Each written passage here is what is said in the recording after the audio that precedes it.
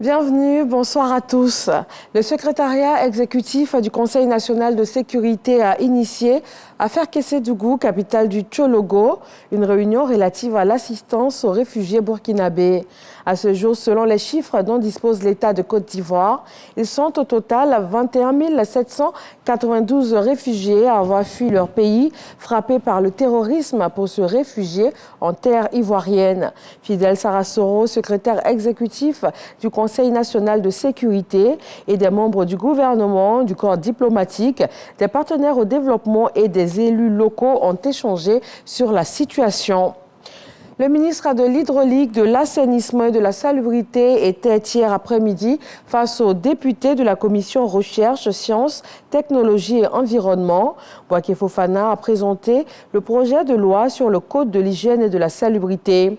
Le projet a pour objectif de fixer les règles relatives à l'hygiène publique et à la salubrité dans les zones urbaines et rurales. Actuellement en session de travail à Grand-Bassam, la commission technique mixte de réaffirmation des frontières terrestres et de mise en œuvre de la décision du tribunal international de la mer sur la question de la frontière maritime entre la Côte d'Ivoire et le Ghana. Durant 2 jours, les membres de cette commission vont réfléchir sur le mode opératoire pour le démarrage effectif de ce processus d'adoption de la carte consensuelle.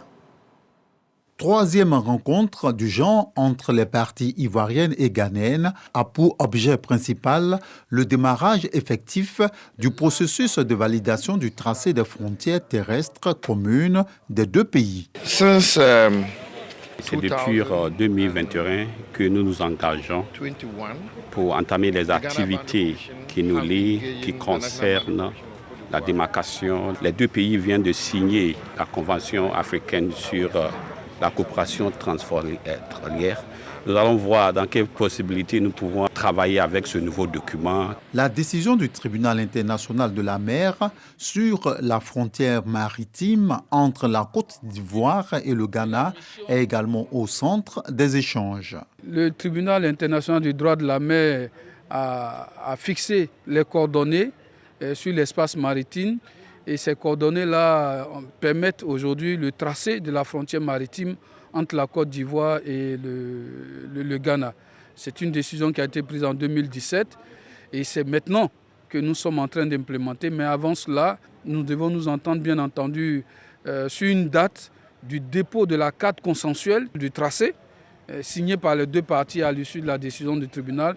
Nous devons aller déposer ces documents-là à New York auprès des Nations Unies. Et également pour la frontière terrestre, aller déposer les instruments de l'accord de Niamey sur la coopération transfrontalière qui ont été ratifiés par nos 2 pays cette année. Pour rappel, 2 précédentes réunions, respectivement en août et en décembre 2022, successivement à Abidjan et à Accra, ont permis d'installer la commission technique mixte de réaffirmation des frontières terrestres. La présente rencontre va aussi déterminer le programme des activités de la commission au titre de l'année 2023. Dans l'actualité internationale, de nouvelles attaques dans le nord-ouest du Nigeria. Des hommes armés ont tué au moins 16 villageois dans cette région qui, depuis des années, est le théâtre d'attaques de plusieurs groupes criminels. Ils attaquent les villages, volent le bétail, kidnappent et tuent les habitants. Au Nigeria, une attaque a donc fait plusieurs morts. C'était dans le nord-ouest. Le conflit au Soudan entre dans sa 2e phase. La violence des combats fait rage. Les Nations Unies ont lancé mercredi à Genève un appel de 3 milliards de dollars afin d'acheminer une aide vitale et une protection aux personnes touchées par cette crise à l'intérieur même du pays, mais aussi aux centaines de milliers d'autres qui fuient vers les pays voisins.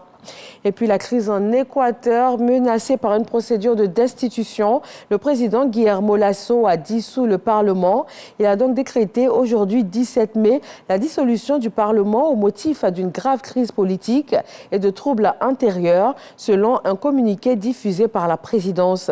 Guillermo Lasso est accusé par la gauche, majoritaire au Parlement, de malversation dans le cadre d'un contrat public portant sur le transport de pétrole brut. Suite à ce décret donc du président, il a demandé au Conseil national électoral de convoquer des élections anticipées. Merci de rester avec nous sur RTI 1. Tout de suite, l'actualité dans nos régions et rendez-vous à 20h pour le journal.